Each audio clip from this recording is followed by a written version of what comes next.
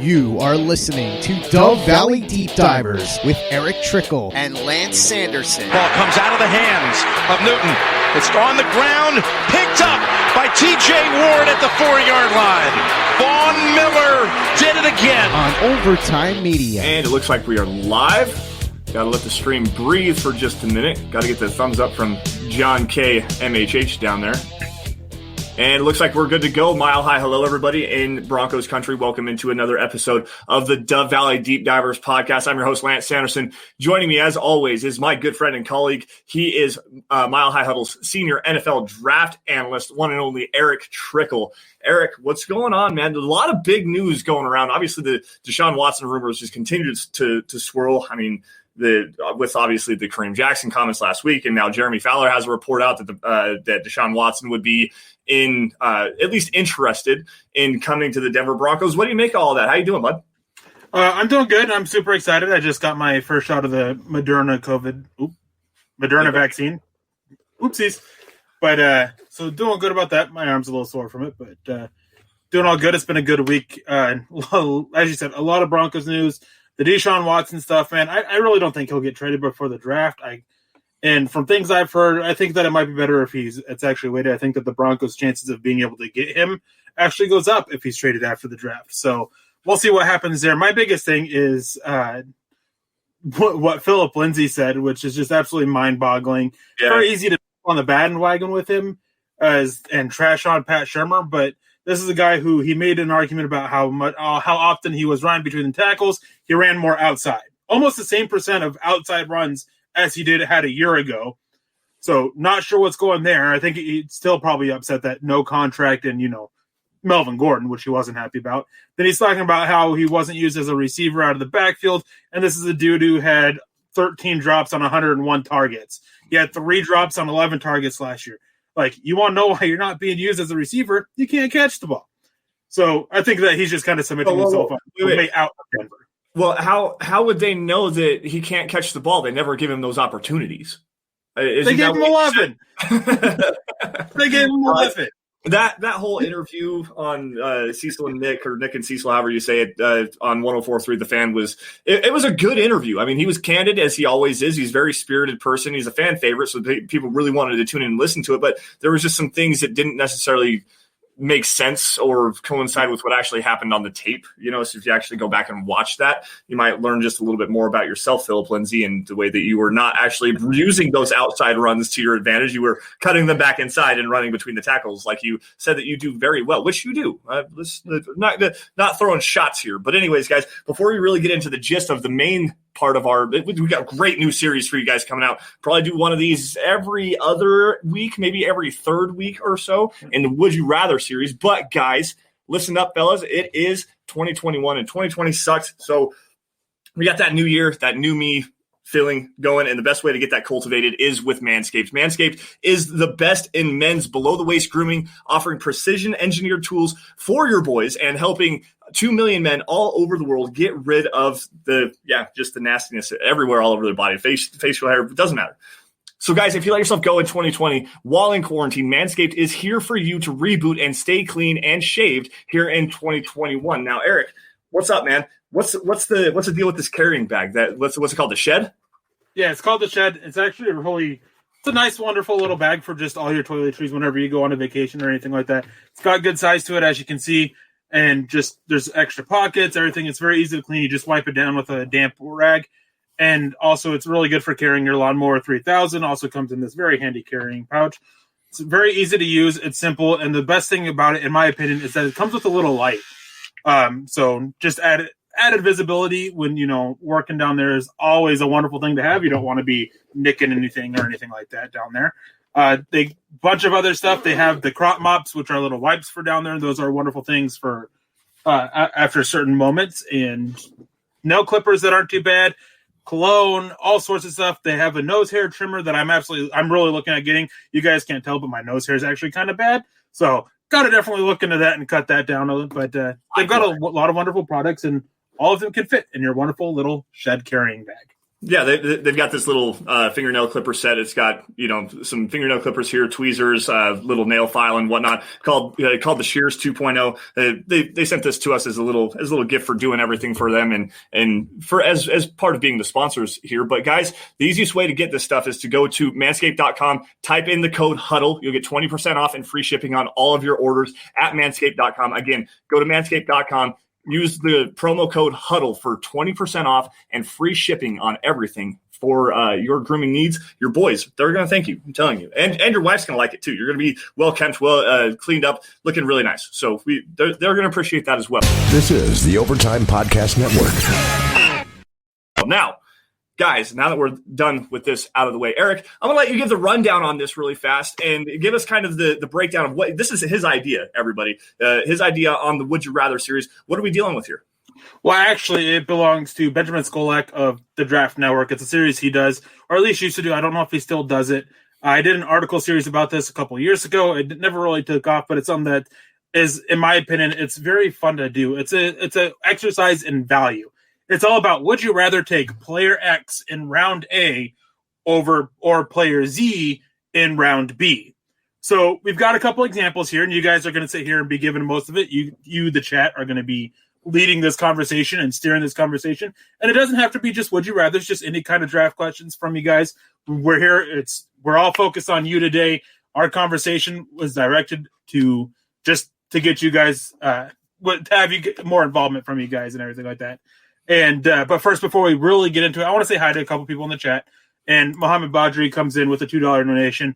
Thank you, Mohammed. We really appreciate that. You really are becoming the lead man of Dove Valley Deep Divers, and not just our show, but I know you're very supportive of all the podcasts out there. Yep. Dylan Von Arks, he's here around, says ready for another awesome pod. Sup Broncos country. I hope you guys are ready because this is going to be a fun one. As I said, you guys are directing the conversation, so make sure you have your Would You Rathers ready. Chase Wilner says, -10 down here in Montana. Chilly one tonight for me. Hey, just out of curiosity, if you don't mind sharing, where at in Montana are you from? I've been down there. I was down in Missoula area, and it was a nice little area. Didn't mind it. I went up to the one lake north of it. I can't remember what it is called, but it was a nice place there. Paul comes in with saying hi, Lance and Eric. Hi, Paul. Welcome. It's always good to see you. I'm not going to respond to your other one because you said Najee Harris at 9. You're just trying to trigger me here. Tyler Randall came in with a $5 donation. What are your thoughts on cornerback Trey Brown and safety Trey Norwood? Beast and I have talked on Twitter and agree that they should be at least looked into. I'm actually not as high on them. I watched them in early December, just a couple games of theirs, and I came away. I was like, all right, like these are guys that like early late rounds, like or early day 3. I mean, it's a round 4, round 5. But more I dug into them, the less impressed I became, and they've kind of fallen down my board. I think Trey Norwood is now looking at like a round 7 undrafted grade, and I think Trey Brown is right around that same area, but I can't say for sure. They definitely interested me before I dug deeper into them. Ernie Mays is also here. We want to say hello, Ernie. You're always around supporting all the shows and everything like that, and we all appreciate you from here at the Valley Deep Divers. Gary Smith, Lindsay gets ragdolled too much. That's true. Jason O'Seal says, howdy, Broncos country, and we say howdy back to you, Jason. And just everyone else. We got Richie in here. He's looking forward to this. So, yeah, hey, we are too, man. I was super excited to bring this up, and it's always an awesome conversation to have. Anything that exercises the value of picks is a wonderful thing. Now, to get into the examples for it, I'm going to start off, and as I said, it's exercise of value. That's the biggest thing. Player in X round or player in this round. And so my first one for you, Lance, is would you rather select Chaz Surratt in the second round or Cameron McGrone in round 3? Well, if you flip those picks around, I would actually probably go in that direction. But if Cameron McGrone is there in round 3, then absolutely, I'm all over that one. I think that he's a second-round player, and he's going to drop just a little bit. He's good in coverage, a decent run defender, moves around very well. I think you can use him as a blitzer as well. But Chaz Surratt, just being as raw as he is, he was a quarterback at first. He transitioned over to linebacker over the last couple of seasons. He's still got a lot of learning to do. The high-end athleticism that he has, and, I mean, I think that you can really work with him as a coverage linebacker because he understands. I mean, he could be the quarterback of the defense essentially because he was a quarterback before. So with him understanding route concepts and designs in front of him, play recognition and stuff like that, you could actually find some value there. But just the rawness, if you're going to give me the opportunity to go with a more well-rounded player, a player that's been at the position for 3 years now. I think McGrone's a junior, so he's been playing at a high level for a long time for the Michigan Wolverines. Give me that player at round 3 because the value is more there. Because, like I said, I think he's a second-round player. Chad Surratt would be an interesting guy to me in the 3rd or the 4th round, but not in round 2. Now, the reason why I have it this way, because I'm going to defend how I have it just a little bit. Chad Surratt, his rawness, you have a point there, but he has so much upside, and he's getting talked around as a potential first-round guy. Really? So that's why I had him in the 2nd round. And then Cameron McGrone, I have him down in the 3rd round because there's some injury concerns with him. So I kind of wanted to put him down a little bit and just I mean, I don't know all the details there, but I think that's going to impact it. And plus, there are some issues the deeper he gets away from the line of scrimmage. Yeah. So that's why I kind of had it the way I did. So my other one for you is going a little bit talking about that 1st round. Christian Darrisaw, the offensive tackle out of Virginia Tech at 9, or would you go with the Northern Iowa Spencer Brown in round 3? You know what? We talked about this earlier, and you said it was not going to be the guy that because I had James Hudson here because I had pretty much the exact same question for you. I had Christian Darrisaw at 9 or James Hudson on day 3.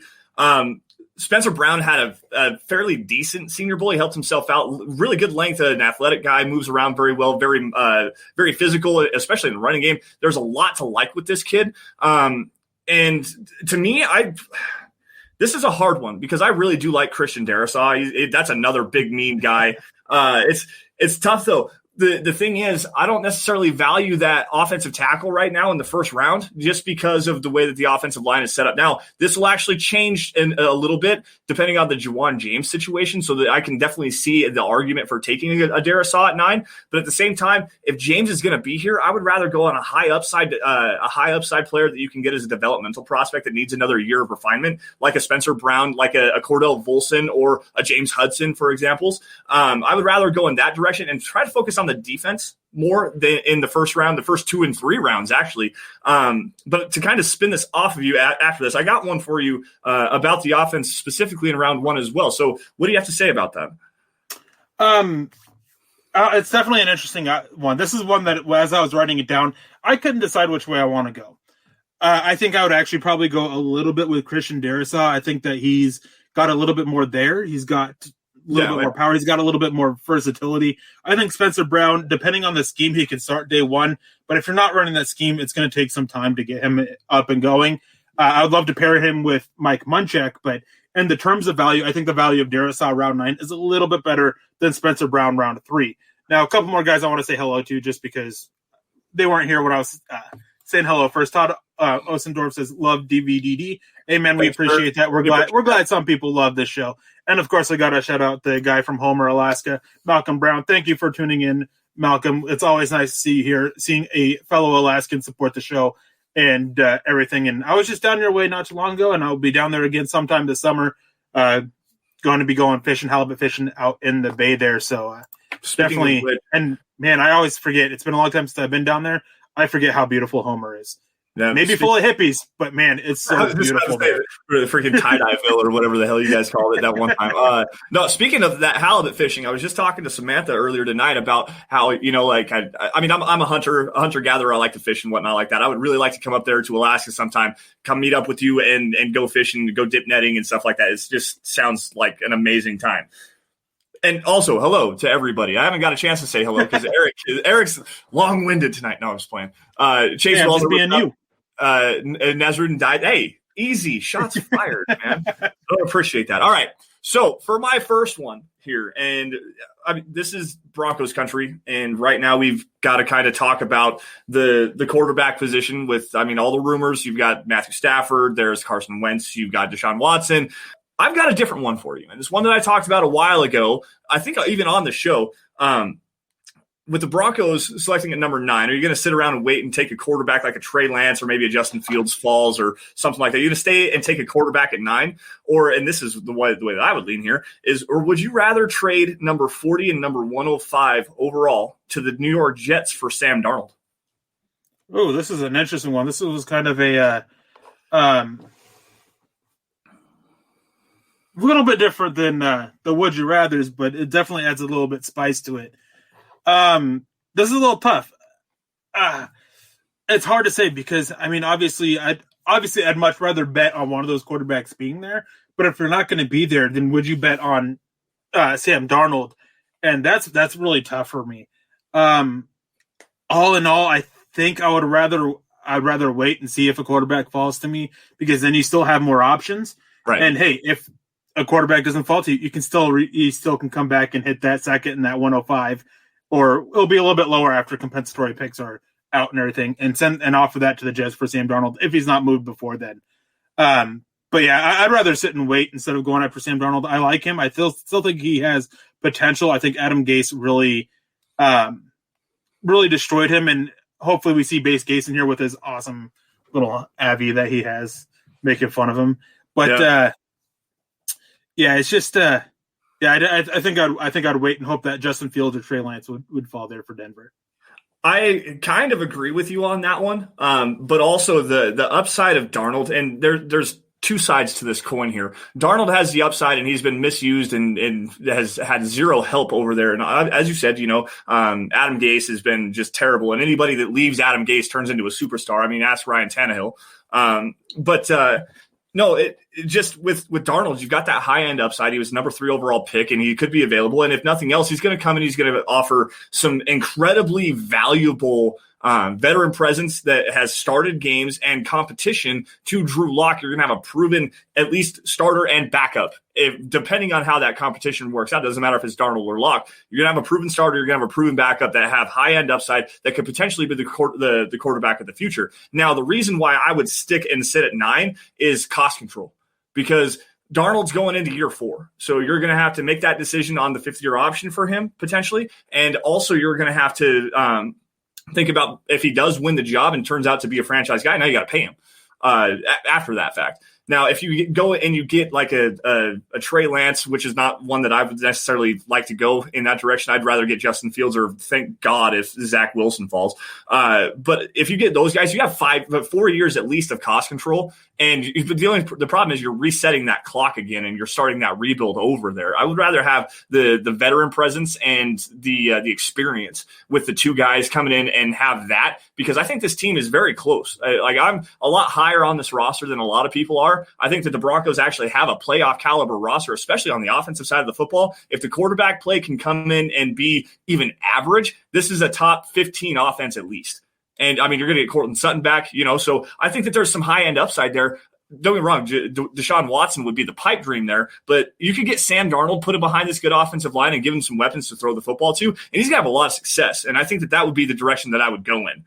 Now, for my second one, we're going to go back to the offensive side of the football here. Speaking of those wide receivers and all those weapons here, okay, you have the opportunity. So you got to think about this here, and we've talked about this multiple times on Dove Valley Deep Divers. Tim Patrick's a restricted free agent, could potentially be traded this offseason. You have Courtland Sutton coming off of the knee injury and going into a contract year next year. You just took back-to-back wide receivers in Jerry Jeudy and KJ Hamler last year. So why not repeat that, make a strength, and you got the opportunity to take a Jalen Waddle or a Jamar Chase at least at 9 and wait on the defense in the depth? Or would you rather just run it back with all the wide receivers and take a Caleb Farley, a Patrick Surtain, Jeremiah Owusu-Koramoah, Micah, the best defender on the board at 9? I definitely go defense there. As much as I think that the wide receiver is a bigger concern than a lot of other fans do, with the Tim Patrick situation, with Courtland Sutton and his situation, with the drops that we saw from Jerry Jeudy and KJ Hamler, hedging your bet there a little bit. I like this wide receiver class. I think you can find talent day 3 that can come in and add that competition. I'd go with the best defender because it's not top heavy at the class. So if one of these top guys are there, you take the shot. And that actually brings me to one of the questions that we had, and I'm not sure quite where it's at. I'm not sure where it's at, but somebody was asking about Micah Parsons at 9 or Caleb Farley. Who would we take? I would definitely go with Caleb Farley personally. Big reason for that is the positional value. There's much more value in a cornerback early than there is a linebacker. Linebackers, they typically peak their value. I think round 3 is when they're the most valuable for it, meaning you get the best return for the draft slot. And then with Micah Parsons, of course, there's all the stuff that's off the field. And Bucky Brooks, what he said, he's a close friend to the family and everything like that, very close to him. And he came out and he was talking about the questions of maturity, the questions of leadership with Micah Parsons. And if I'm taking a linebacker at 9 overall, I don't want those concerns. I don't want that to be an issue. I don't want to sit there and be wondering if that's going to be the case or not, if we're going to have to deal with this. I don't want that. I would go Caleb Farley at number 9. And Micah Parsons, don't get me wrong, dude is super talented. He's a freak athlete. I think he can end up doing everything that you want a linebacker to do. But it's just those off-field stuff, man, and the leadership concerns. There's a lot of people that believe that he's going to be a better edge, that he just doesn't seem to have the interest in improving his coverage play, stuff like that. And it's just a little bit more of a concern than I'd be willing to take. This is the Overtime Podcast Network. No, I actually agree with you on that one. I have Caleb Farley as my top-ranked cornerback for the Broncos because he's a better scheme fit than Patrick Surtain is. In fact, I probably would put Eric Stokes as cornerback 3 over J.C. Horn specifically because he's a better scheme fit than J.C. Horn is. J.C. Horn's more press-man cover corner, probably a number 3 kind of a guy. There it is. That was a question. That was a question. Thank you, John. 9. Thanks, John, for pulling that up. I was actually looking for that. He's got another one down there as well, asking about Kwity Paye at 9 as well. So that would be another option. I'm still going Farley there because I don't think Kwity Paye fits in this defensive scheme. John, if you want to bring up that one comment real quick, just to give that birthday shout out. I don't know if your wife's listening or not, but if so, tell her, or even if she isn't, go ahead and tell her that the Dove Valley Deep Divers guys tell her happy birthday. Yeah, hope she has a good one. And here's to another year. Like, just happy birthday to her, Joey. Yep. We did get a super chat here real quick that came in saying from Joshua Shadow, $25. Thank you, Joshua. We really appreciate that, as we appreciate any kind of donation we get. Yeah. Super absolutely generous of you. Says, living in Iowa, there's not a whole lot of people for me to talk Broncos football with. So I look forward to these podcasts nightly. Would rather go Mac Jones or trade up to get Trey Lance if we went quarterback in first round. If you go quarterback, I'm not so sure on Mac Jones in round 1. I mean, maybe late to get that 5th-year option, but that's about it. I wouldn't, obviously not nowhere near 9, nowhere in the top 20, maybe not even top 25. But if I'm moving up to get a quarterback, obviously my eyes are on Zach Wilson, Justin Fields, but I wouldn't mind Trey Lance at all. And this is you are betting on his upside and your ability to develop him. You've got to do some stuff to build around him, and you got to kind of follow the blueprint that the Buffalo Bills laid out when it came to Josh Allen and how they used him early on while they developed his passing aspect by balancing out his deficiencies as a passer with what he could do as a runner. You kind of got to do the same thing with Trey Lance there. No, I totally agree with you on that one. And I want to bounce this off of you here because thank you, Josh, again for joining us tonight, because Joey actually come right back in here after the birthday shout out for his wife. And he says, would you rather draft your ideal pick at number 9 or trade back, giving us 5 picks in rounds 2 to 4? Now, this is where I'm going to come back and go back to that question about Mac Jones, because, you know, if it's like Indianapolis who picks at number 21 or Pittsburgh who picks at number 24 and they want to trade down, or a trade up, and they're willing to give you that extra first-round pick or a second-round pick next year on top of that, that really does intrigue me. And then you can go and you can get a Mac Jones in the 20s, mid-20 range, somewhere around in there, and you have that hedge for Drew Lock, and that's about the range where I would like to go get a Mac Jones. You get away from number 9, you're going to pick up some extra capital this year. You're going to pick up some extra capital next year as well. And Jones can be the hedge, and it could potentially, you know, sit behind Locke for a year, learn just a little bit, learn the system, and maybe next year you that hedge pans out and goes in that direction. So that is actually something that really intrigues me on that one. Jones is a really good fit for what Pat Shurmur wants to do, other than pushing the ball vertically. He doesn't have the biggest arm. That's there. Don't get me wrong. The arm strength is there. He's not a tight window thrower, but he can push the ball down the field. We saw it in Alabama. So speaking of being a fit for Pat Shurmur's scheme, did you see the stuff that Troy Pauline, right? Troy Pauline, Tony Pauline of Pro Football. Pauline about Drew Lock not being smart enough to pick up Pat Shurmur's offense. I did. Yeah, and I mean we mentioned that on Death Valley Deep Divers before, that they really dumbed down the offense to benefit him. But yeah, you got to have the brains for Pat Shurmur's offense. Yep. And there's a question if Locke has that, and it's a rightful question. There was a question about his football IQ going back to Missouri and everything. Mac Jones has that, and we've got a couple super chats here that I want to get in. He says, Malcolm Brown, coming in from Homer, says, which teams that have a similar defensive schemes will we be competing with in the draft? Erick's Halibut Fund. The team, honestly, the team that's most worrisome with having to compete is the Los Angeles Chargers, with hiring Brandon Staley, a disciple of Vic Fangio, as their head coach. I have no doubt in my mind they're going to be implementing this scheme. He implemented it in the Rams, and they ended up having a top 5 defense, having the best interior defensive lineman and the best cornerback helped, of course. But, man, he got some good young players in there in the draft last year. Jordan Fuller ended up being a big piece for them. I think was as a 6th or 7th round pick. And he's the one to worry about because they're picking pretty high, and they can really use a lot of the same pieces that the Broncos could use. So that's the team that I'm most worried about. Outside of them, I can't think of anyone off the top of my head that really uses the off-zone match quarters near as much as Vic Fangio does. Obviously, there's teams that run similar schemes. I got one for you. The New England Patriots, they run a lot of that same cover 4 match quarter stuff. They do run some 2-man as well. I thought theirs was a little bit more off-man, though, not off-zone. It's a technicality difference there a little bit. But yeah, it is a technicality. You're writing that across the middle of the field as well, and that rather than passing off to the zone. They do run a lot of 2-man there, and it is off-man. But no, they actually have the same kind of the same stylistic similarities between Bill Belichick and Vic Fangio. That's actually kind of uncanny to watch when Belichick actually has the horses up front to do what he needs to do and get pressure up front. The coverage scheme looks very similar. It's kind of wild here. As far as another one that runs some 2-man stuff, and I hate to do that because it's not 2-man for Vic Fangio. It is more match quarters in running that cover 4.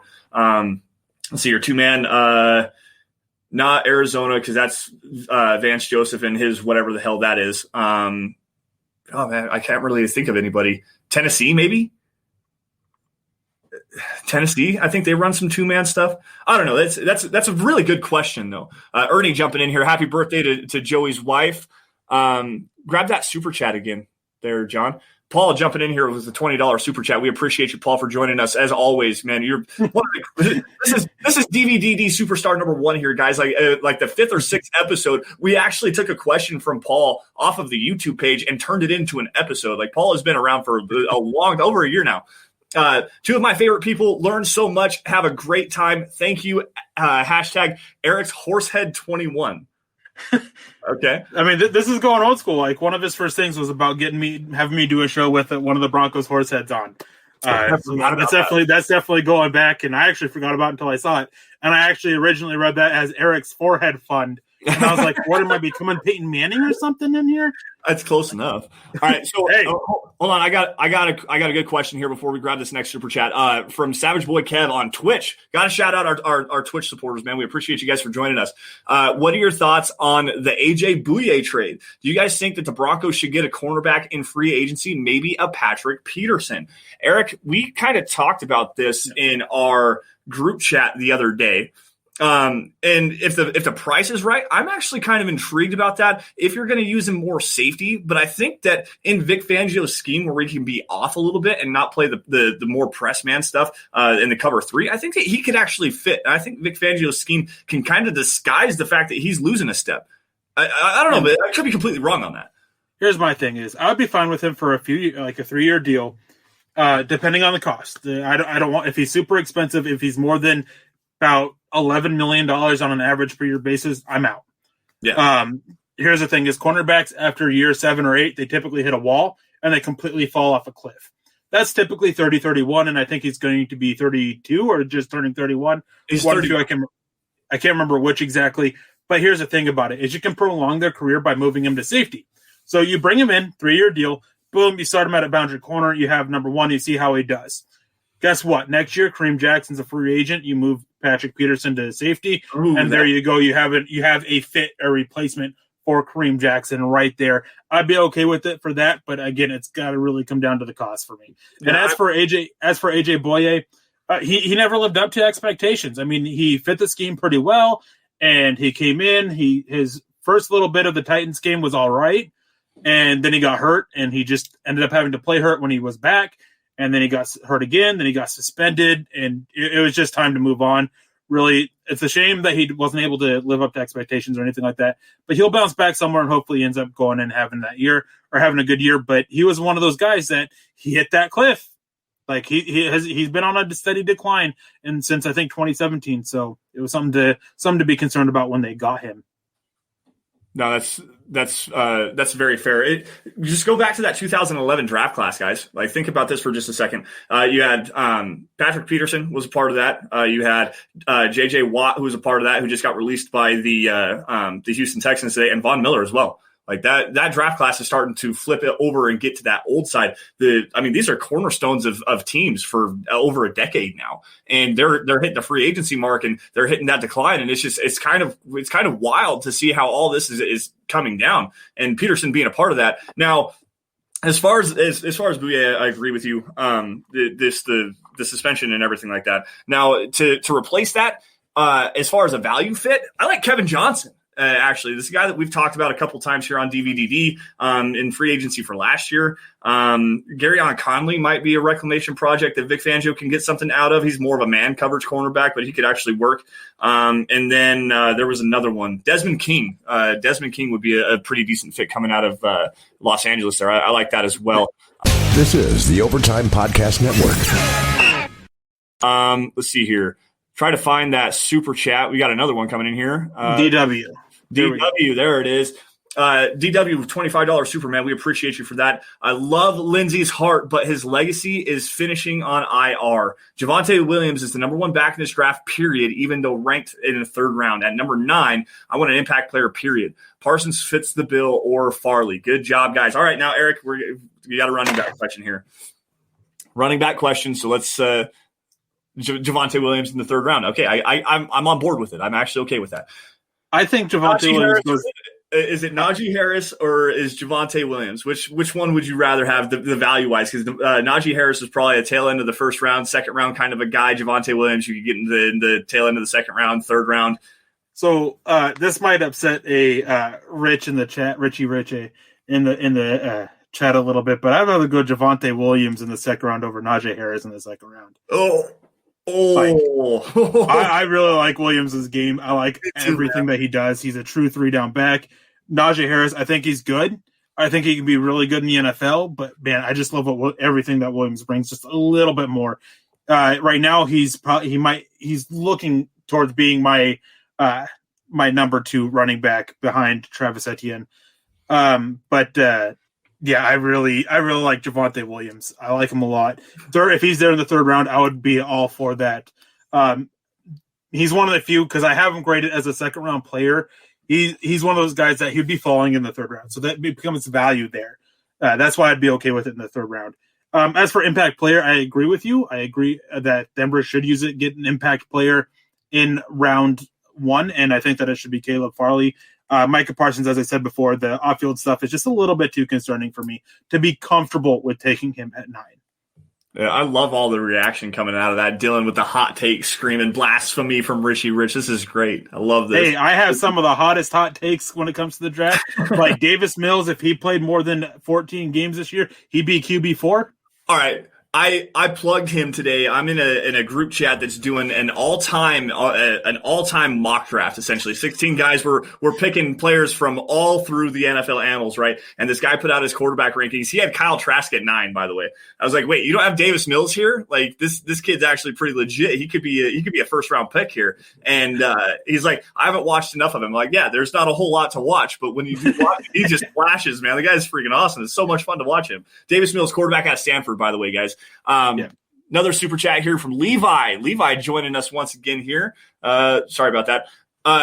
$20 super chat. With all these elite quarterback free agency rumors and who might take them, do you see one or two of these top quarterbacks prospects falling to 9? And what does your gut say? This is a good question.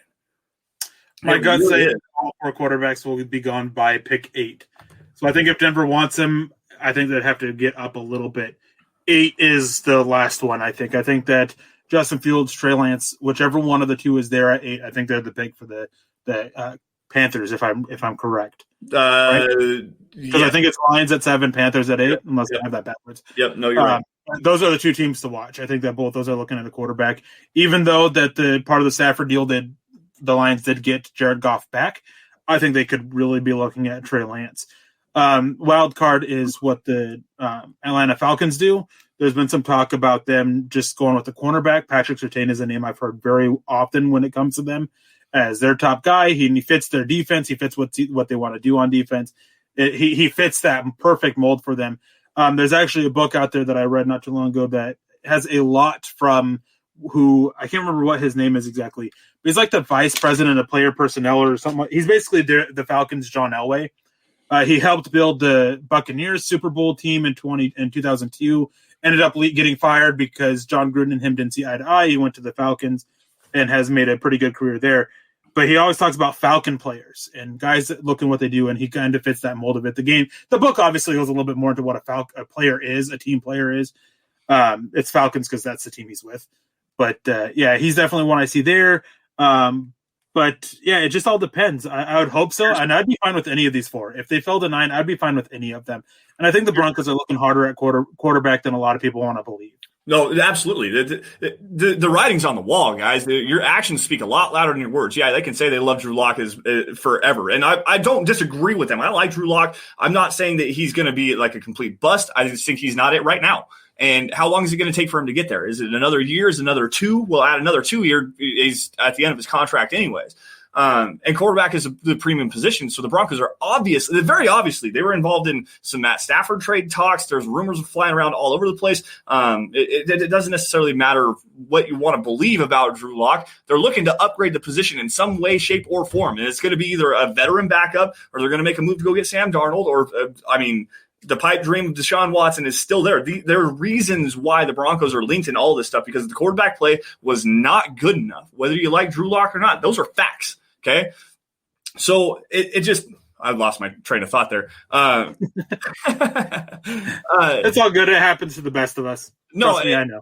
It's like the Broncos are going to look to move on from someone there. But the one I want to – actually kind of a hot take conspiracy theory here. Speaking of the Falcons and Patrick Surtain, the one that I'm very interested in is the San Francisco 49ers at 12. What do they do? Because they are looking potentially at a quarterback. They're in the Deshaun Watson rumors. They've been involved in the Matthew Stafford trade talks. I think that the 49ers are not going to trade up with the Broncos. I think they're going to try to move ahead of the Lions and the Panthers, and they're going to move up to number 4 because if everything goes correctly, if everything goes correctly, you watch the Falcons drop down to 12 and still get Patrick Surtain. I mean that's a legitimate possibility of happening there. I don't think so. I don't think that if Surtain gets past them at 4, if they move down or something like that, I don't think he gets past the Cowboys. Pairing him with Trevon Diggs on the other side, he fits what he does. We've got a couple super chats here that we still got to get to. Base Case comes in and says, "Who are some other good cornerbacks that fits Vic's schemes other than Farley? Any concerns for Farley considering injury issues and 1 year wonder plus opting out?"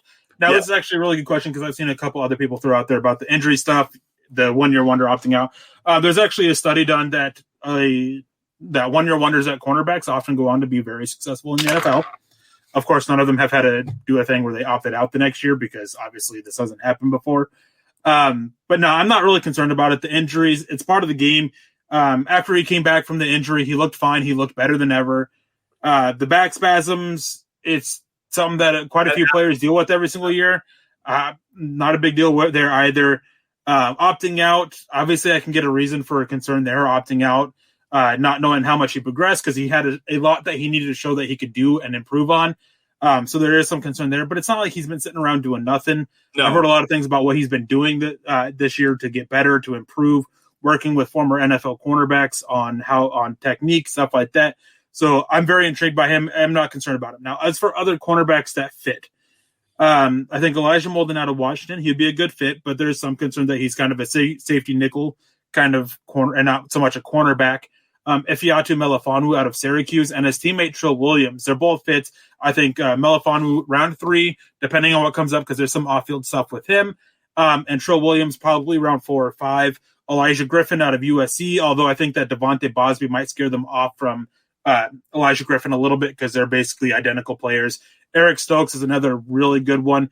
And I saw somebody mention if no Surtain, if no Farley, if no Parsons at 9, what do you do? Well, hey, look at that. I'm looking at trading down. I'm going to be targeting Azeez Ojulari. Here we go. John Houston with the $2 donation came in for that, and we appreciate that, John. And I didn't get to say it, and we appreciate Base Gates, and we appreciate all of you guys who throw in Super Chats.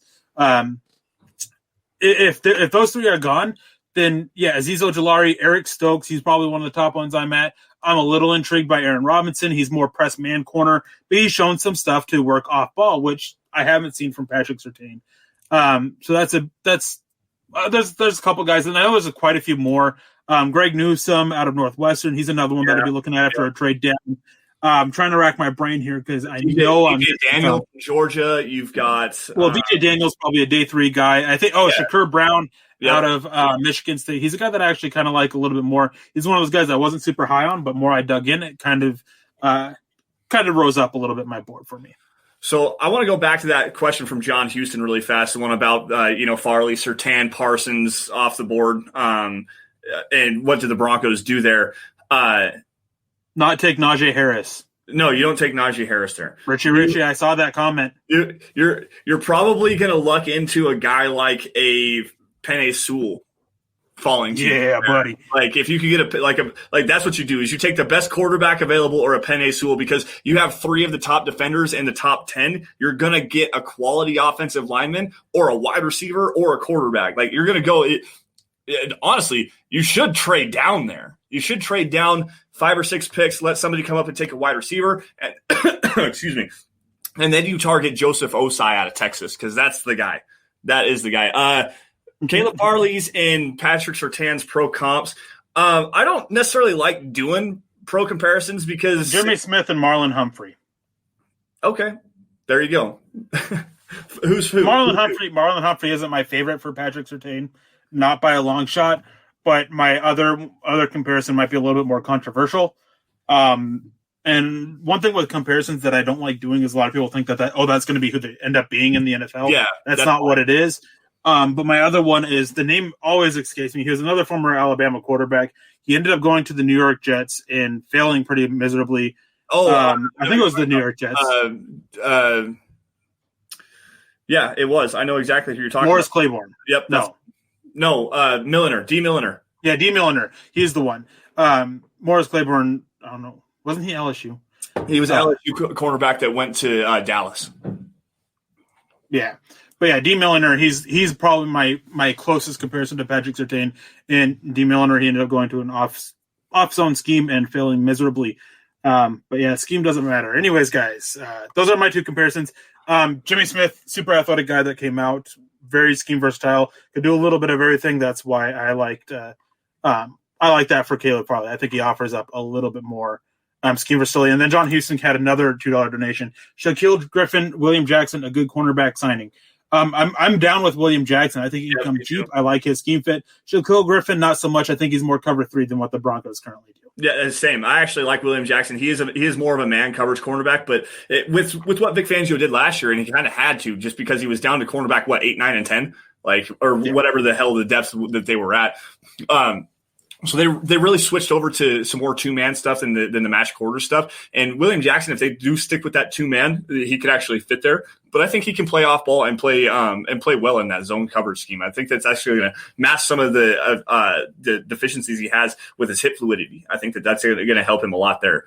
Let's see here. There was another one that I wanted to grab really fast. It was actually a question. I got to try to find it again because the stream just jumped on me. We actually have enough comments in here that the stream jumped on me today. This is fun. I'm having a great time with this, guys. All right. Eric, I actually heard a really good joke for you earlier today. Oh no. Yes, this is great. Okay. This is absolutely phenomenal. Tom Brady has enough Super Bowl rings to wear on his one hand, right? So does Jason Pierre-Paul.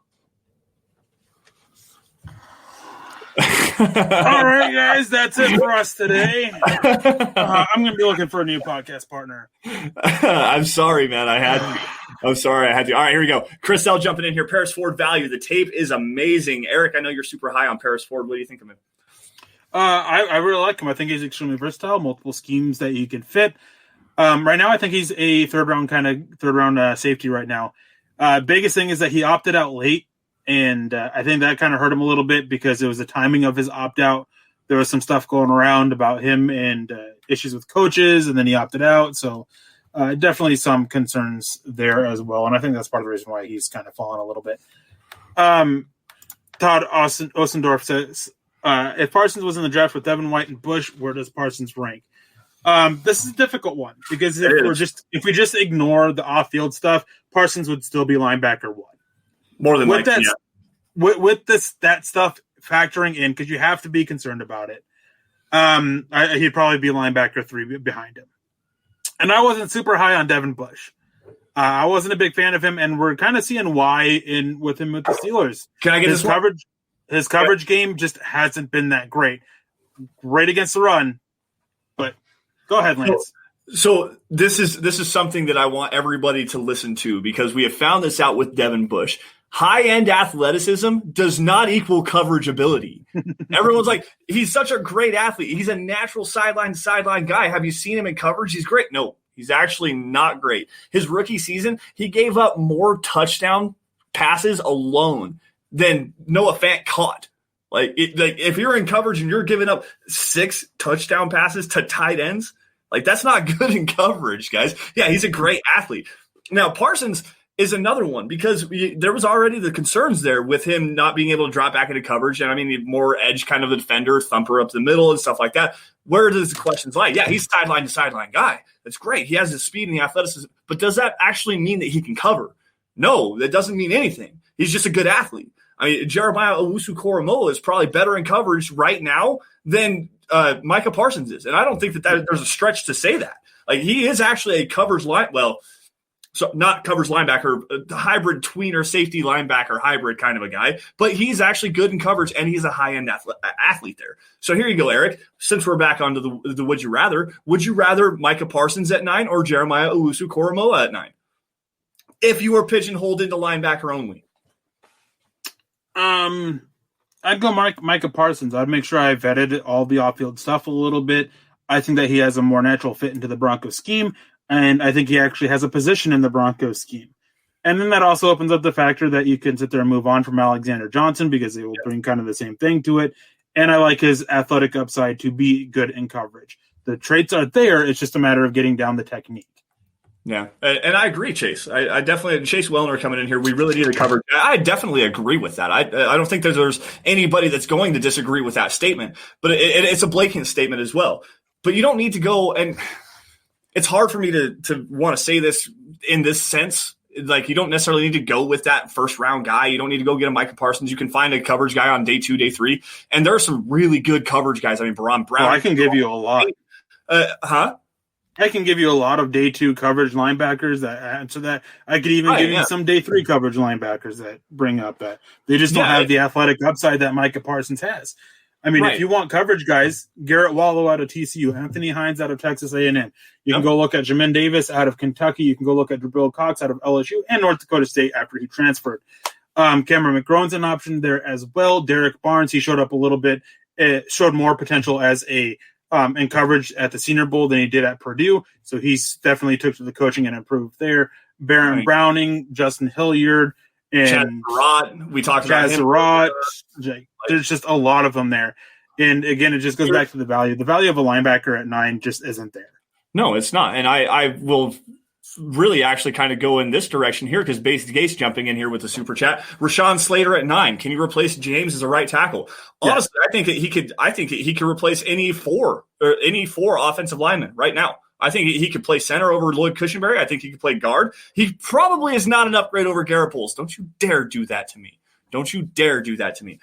Garrett Bowles is your bookend left tackle. I'm telling you what, man. Rashawn Slater on the right side, absolutely. He could upgrade over Graham Glasgow because he's going to be an upgrade over Lloyd Cushenberry. So Glasgow's probably better at center than Cushenberry is right now. You slide Glasgow over, and insert Rashawn Slater at right guard. Boom, there you go. That's a high quality offensive line right there. Rashawn Slater at 9 with the versatility. I love the pick. I love the player too.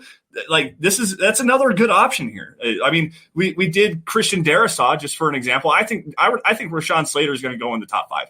Honestly, I think that he might actually be the first offensive lineman taken. Like I could see him at number 3 and number 5 for sure. It really depends on what happens with Penei Sewell. Yep. Where he goes and everything. I think that Rashawn Slater will probably be the second offensive lineman taken. I really like his game. I definitely think he can be an upgrade over Juwan James at right tackle. By the simple fact that I think we'll get more than 63 snaps out of him out of 2 years. Yeah, that's the biggest thing for it. Yep. Couple questions here that I want to grab real quick. Dylan Von Arks says Jalen Mayfield might be an option. I like Mayfield. The issue is that he's very limited with his experience. And that can be a double-edged sword, especially at offensive tackle. Yeah, I was gonna say. There's a lot of concerns about him just not having the technique, and if he doesn't get it down right away, he just might be better inside. And then Richie said, Eric, of the players, how many have the speed to keep up with an above-average tight end? Speed doesn't equate coverage ability. I'd rather have a guy who can be a position than just be overall fast. Basically, there's not many linebackers that have that speed to keep up with Darren Waller or Travis Kelce. They got to have the smarts, and they got to be able to be in position. That's what I'd be looking at all day over and over again, especially with Travis Kelce. Because if you go back and watch Josie Jewell on Travis Kelce, Jewell was in position. He just gave up the catches, but it wasn't the fact that he was getting outran a lot of the time. He was in good position. He was smart enough to be in position, but the coverage ability just wasn't there.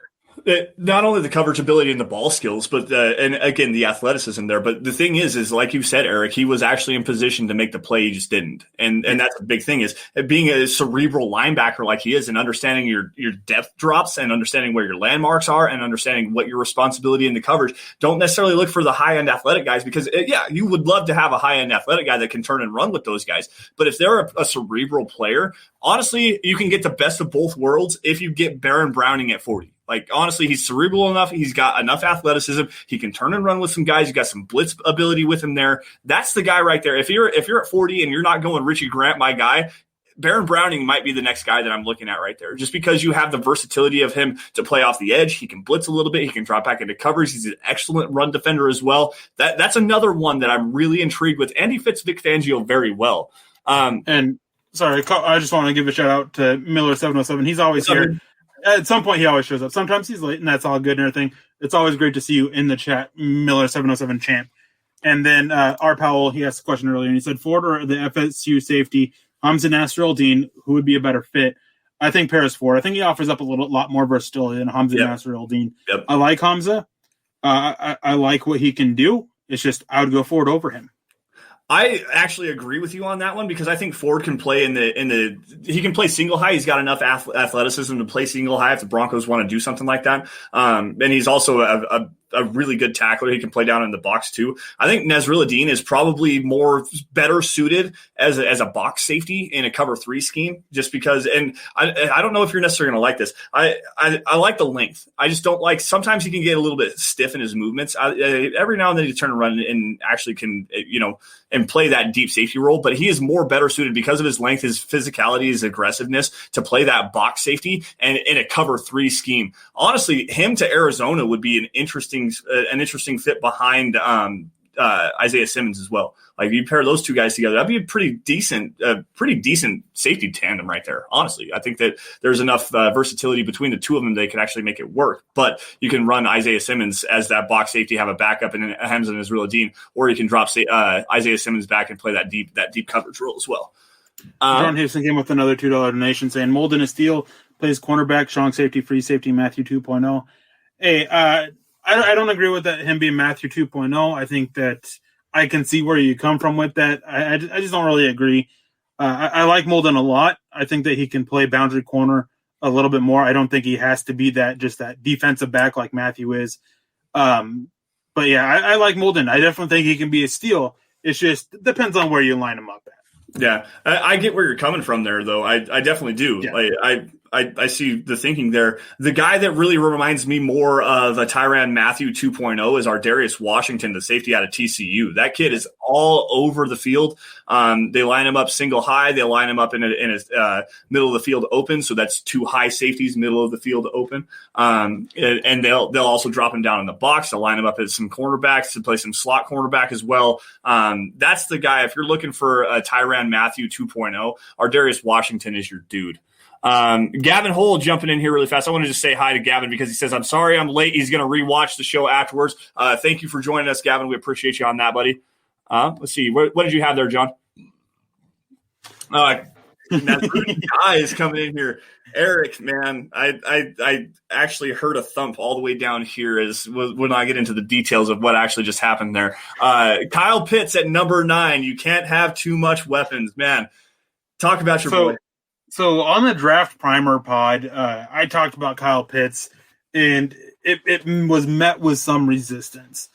And I'll reiterate what I said then, is the biggest thing is Drew Lock was most successful when the Broncos ran 2 tight end sets. I like Nick Vannett as a blocking role. I don't think anybody on the Broncos tight ends really has enough to offer as a receiver at this point. That includes Albert Okwuegbunam, who he can develop, but I still just see a number 3 tight end potential with him.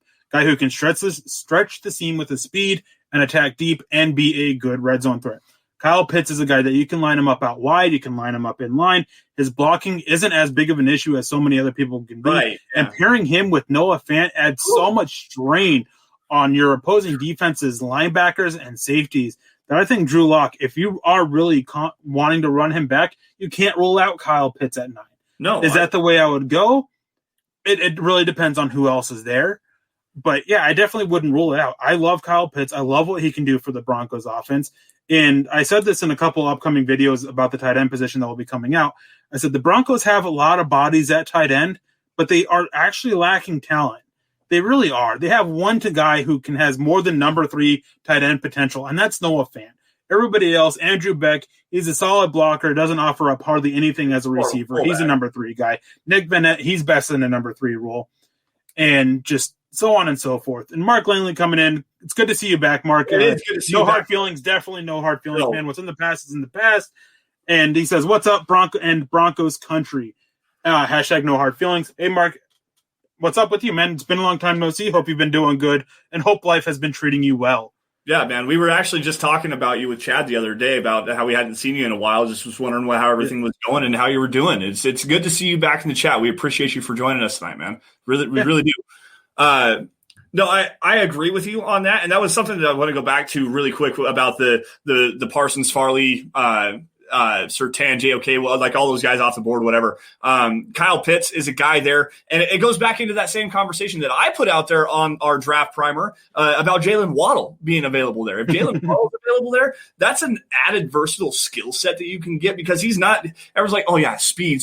No, he's a high-quality route runner. He can stretch the field vertically. He can stretch the field horizontally. He adds more value in a bigger body, bigger catch radius, more reliable hands than a KJ Hamler, but you still have KJ Hamler to use that as well. Like there's a lot of versatility you can get with adding another receiver here, especially if you're going to run it back with just Drew Lock. Or say you do, like I said earlier, trade number 40 and number 105 for Sam Darnold and you have that competition there. You still have number 9 and you can go and get another weapon for those guys to go out and like, all right, now you have no excuses. The offensive line is set. It's at least pretty decent. Regardless of what happens at right tackle. I mean, I understand the whole Juwan James situation, but you've got a handful, more than a handful of weapons to use at your array. Like it does not matter where you go with the football. The offensive line is all set up.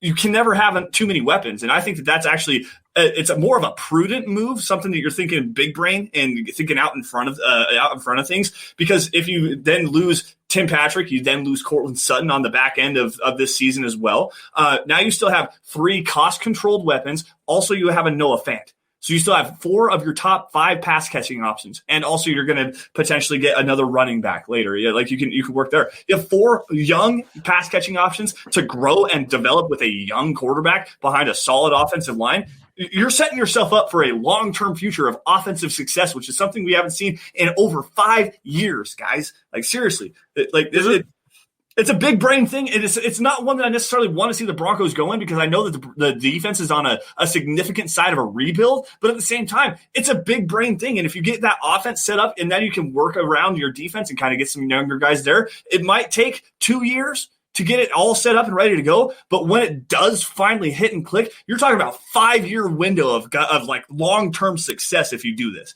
if you hit that quarterback position. So can I do a quick rapid fire of some questions real quick? Yeah, absolutely, man. Go ahead. All right. We're gonna Holden get out Adams of here in a minute. Holden Adams coming in from Facebook. We appreciate you joining us, Holden. He says, would you trade back in the second round or top of the third for Baron Browning? I'd take Baron Browning at number 40 overall. Yep. He's a versatile linebacker that can do anything you want.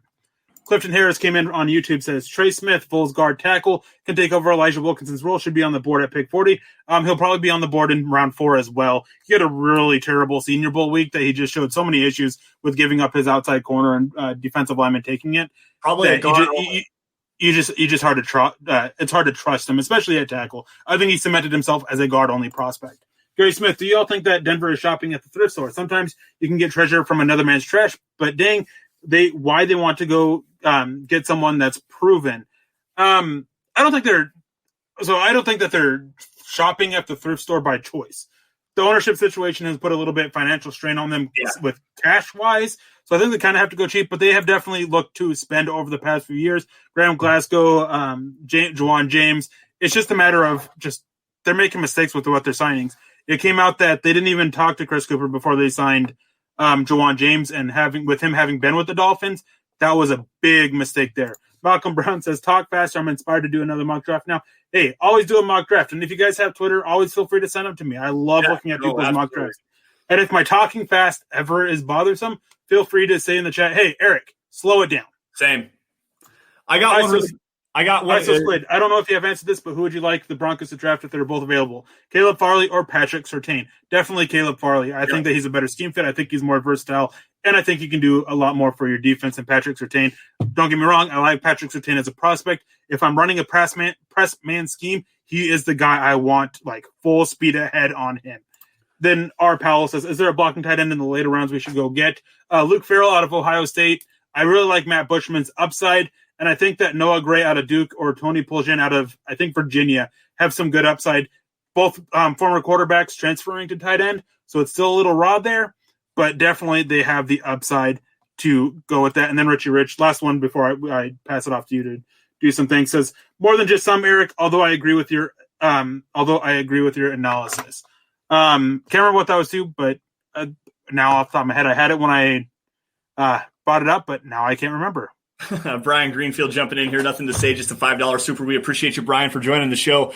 Richie, this is one that I wanted to grab here really fast. Lance, that was an interesting take. I'm talking about the wide receivers here. The issue I have is how and why would that help Fangio? If you did that, I'd be pissed.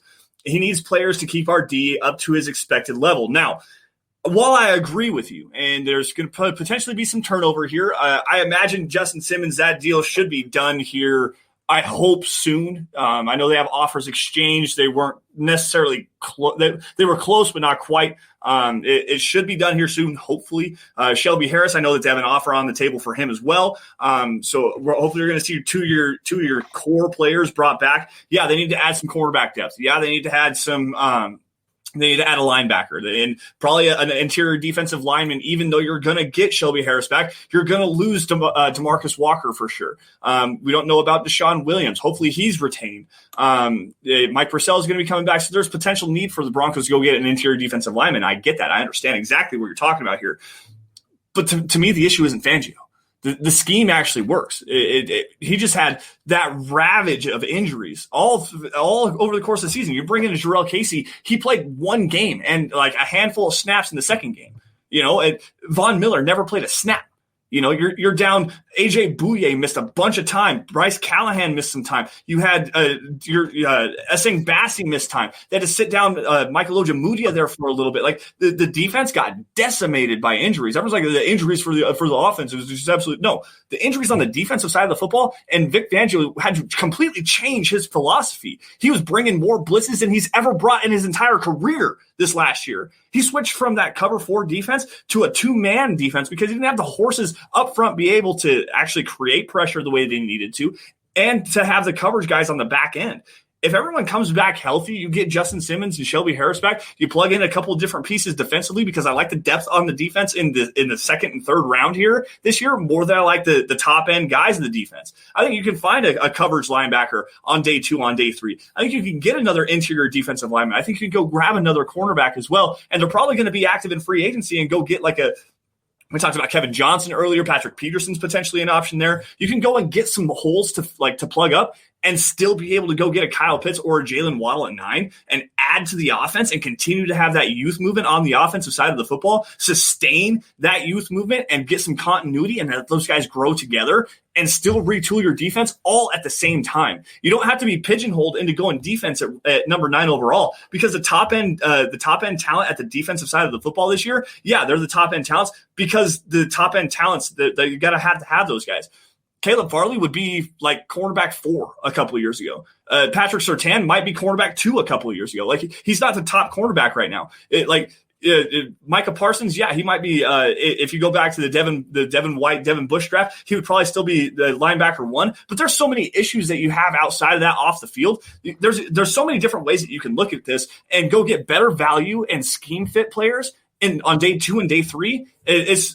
It's so amazing to think that the multiplicity of everything that's going on here. Dylan, I appreciate that. Thank you. The way that you can look at this, if you don't have to be pigeonholed into taking a defensive player at 9, you can go and still add to the defense throughout the rest of your draft. It's a high quality defensive draft, guys, especially on day 2 and 3.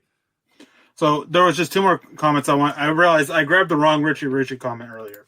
This is the one I meant to grab. It says, I disagree with you on Beck. When he uses a pass catcher, he did well.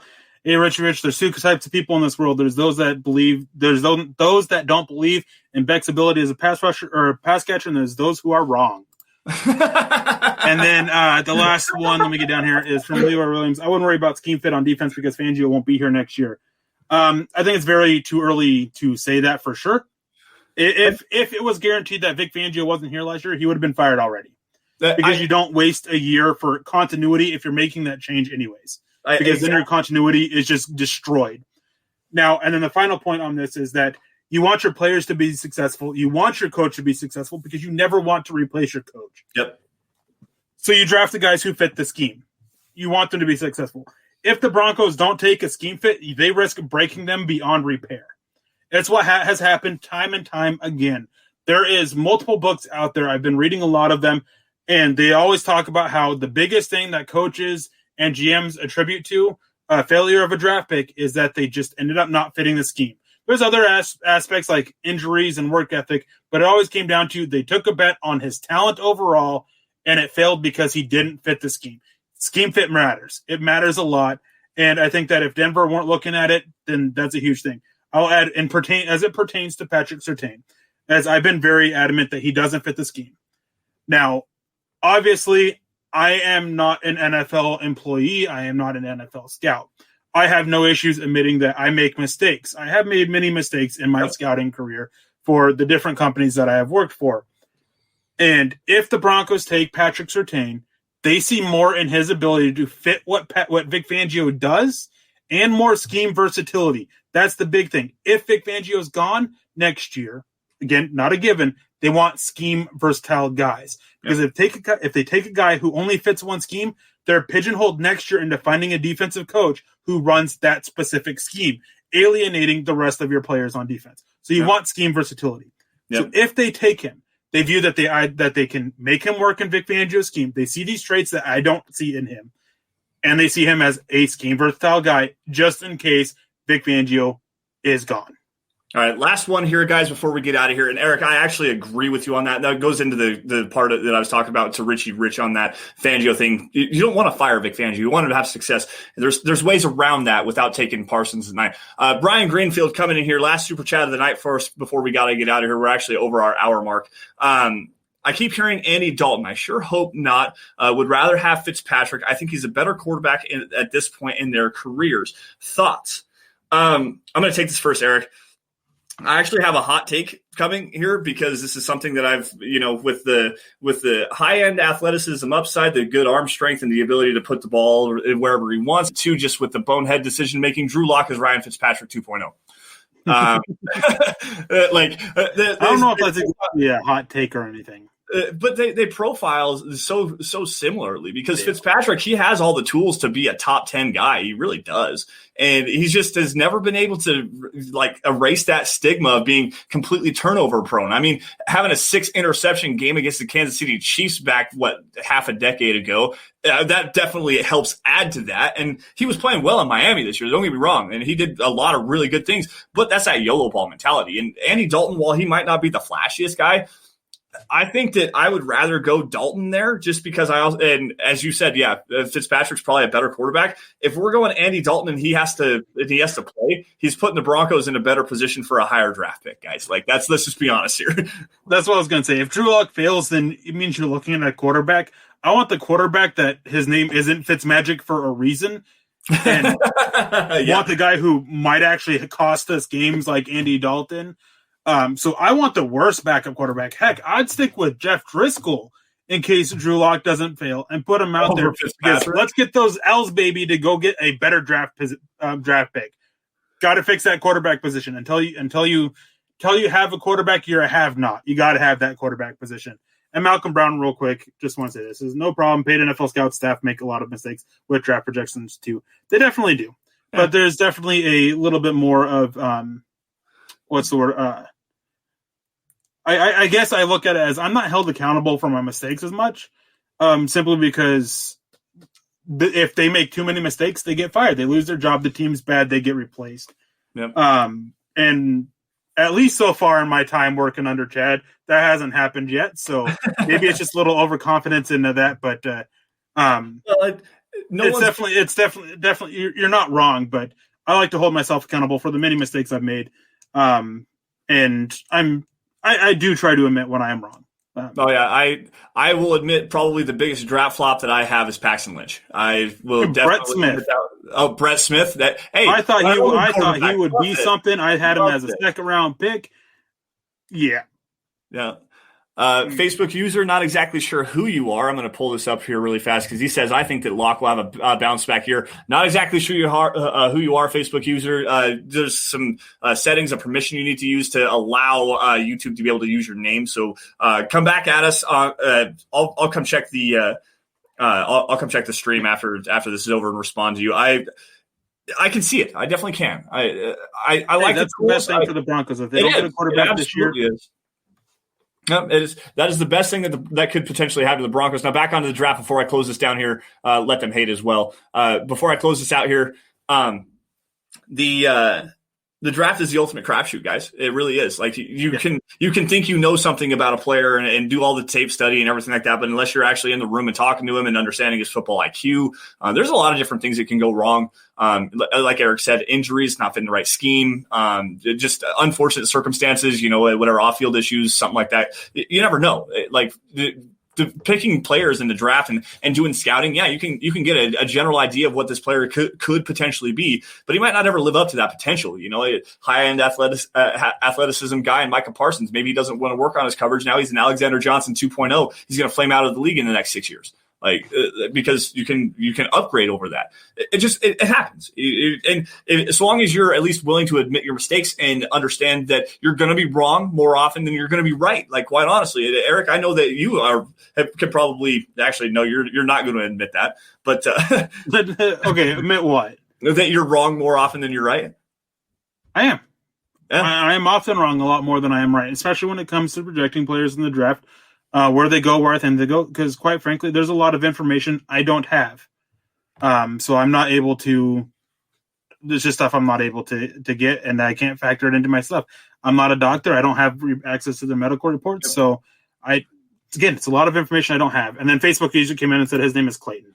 Oh, Clayton, thanks for joining tonight, man. And then last thing real quick, Clifton Harris. Why did Carlos Sanderson get released? Just off-field stuff. He never got his head straight.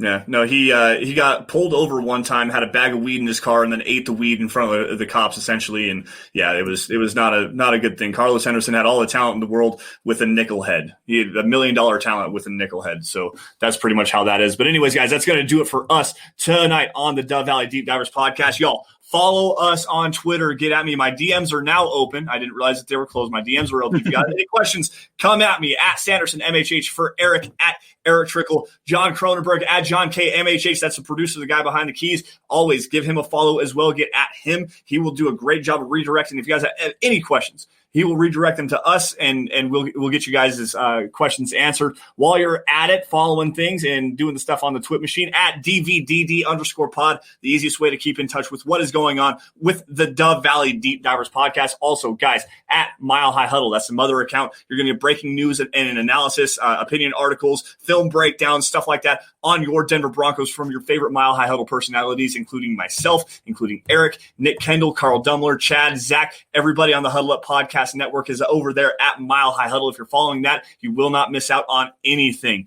Guys, if you're in a financial position and able to do so, head on over huddleuppod.com. That's the merch tent. I'm a concert guy, not a swag junkie. Merch tent. Get yourself a hat. Get yourself a hoodie. Erick's got the T-shirt on, the Dove Valley Deep Divers T-shirt. Go grab yourself some swag. Get your merch. Represent the brand. It's a great way to help grow the show. Great way to support the show as well.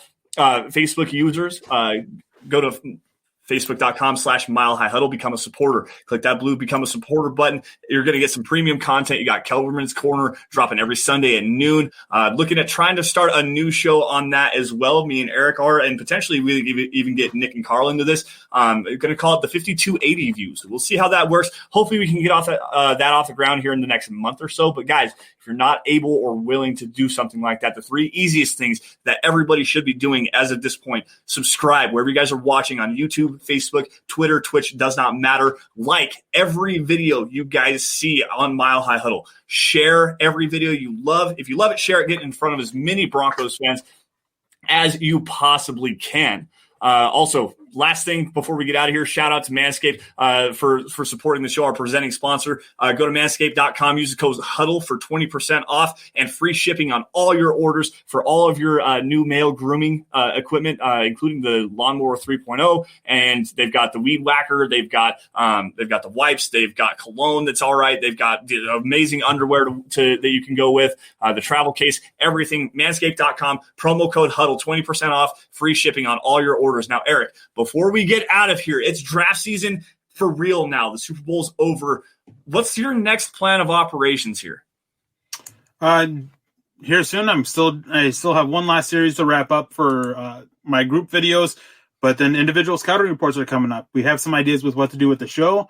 We'll definitely be doing a Would You Rather again, probably sometime in March, probably after free agency kind of happens, so the end of it. I know probably next week we'll have more information about it, but we are talking about doing a thing where we have one of you guys in the chat. We'll have a little contest, and the winner of the contest will join us for the show, and you will be the GM for a mock draft, and we'll be your scouting department. Yep. Kind of like the group mock thing that we do, where everybody in the chat is the GM instead of just everyone. It's just you. We'll have more information about that probably next week. And if you guys ever have some good topic idea that involves a draft, something you want to hear about, definitely hit us up on Twitter, and we'll talk about it and look at including it in one of these shows. Yeah, thank you guys everyone for joining in. It was definitely a fun night. Appreciated everybody who donated and just participated in the chat, as we always do. And I don't think we say that enough about how much we appreciate everybody who watches in. Yeah, So thank you guys for that, and we will see you next week. I hope you all have a good, wonderful weekend. And those of you who have 3-day weekends, I hope you enjoy your 3-day weekends. Yeah, absolutely. President's Day is on Monday. Unfortunately, I don't have the day off. I still have to go to work. But no, back to the having somebody join the show. I think I have a pretty decent idea to try to get some people more interactive with us, especially on the Twit machine. Send us your mock drafts, guys. We'll send us your mock drafts. We'll pick our favorite ones and go between the two of them, kind of converse between the two of us and figure out, and then we'll get in contact with whoever potentially wins our conversation. Send us all your mock drafts. We want to get to know some of you guys as well, bring you on the show, put a face to the name, and have some fun with everybody. I think that's probably a pretty good idea. Don't you think, Erick? I definitely do. I like that idea. But anyways, even if with that, always send me your mock drafts. Absolutely love it. Yeah, absolutely. Now, guys, that's going to do it for us. Thank you all once again for joining the Dove Valley Deep Divers podcast. You all stay safe. Take care. Have a great rest of your weekend. We'll see you guys same time, same place. Next Friday is 6 p.m. Mountain Time, 8 p.m. Eastern. We'll see you guys later. Thanks.